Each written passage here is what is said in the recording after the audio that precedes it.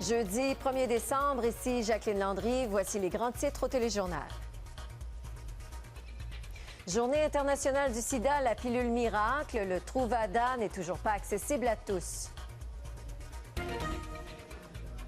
À Vancouver, la population du Downtown Eastside est fortement touchée par le sida, toujours, dont beaucoup de jeunes.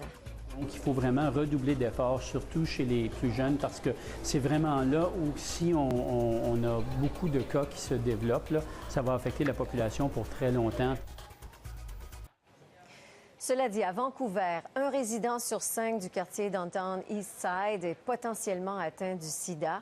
La maladie fait toujours des morts au sein de cette population fortement à risque et plus difficile à sensibiliser, à diagnostiquer et à traiter. Les précisions de Geneviève Miller. Les antiviraux vous garderont en santé, vous éviteront de développer le sida, prêche le Dr Brian Conway à un public clé mais réfractaire à la sensibilisation. Le médecin spécialiste des maladies infectieuses connaît les stratégies à adopter ici. C'est bien établir la connexion avec sa clientèle du Downtown Eastside pour la mener éventuellement vers son cabinet.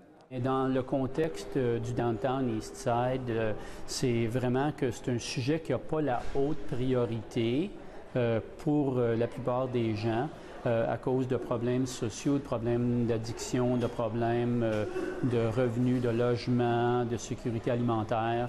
Donc, il faut adresser ces problèmes-là et aller chercher le VIH puis l'hépatite C dans un contexte plus global.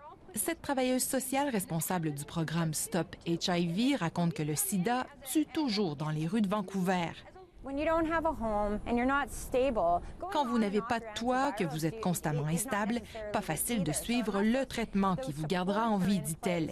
Et les toxicomanes préfèrent souvent rester dans l'ombre de leur misère plutôt que de se faire juger dans un système de santé encore dur à leur endroit.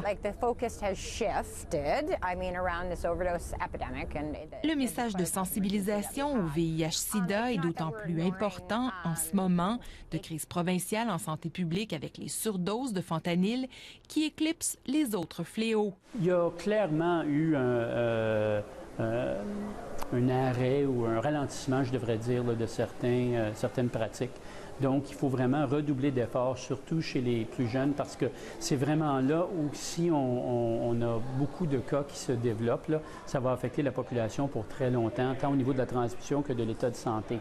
Et le Dr Conway met en lumière une réalité alarmante. On voit régulièrement des adolescents à qui on a prescrit des opiacés suite à une blessure sportive, par exemple, qui ont développé une addiction, une accoutumance très rapidement, qui sont venus dans le Downtown Eastside se procurer des drogues de rue et qui sont devenus infectés au VIH et l'hépatite C là, très rapidement. Donc, c'est des choses qui arrivent à Vancouver. Ici Geneviève Miller, Radio-Canada, Vancouver.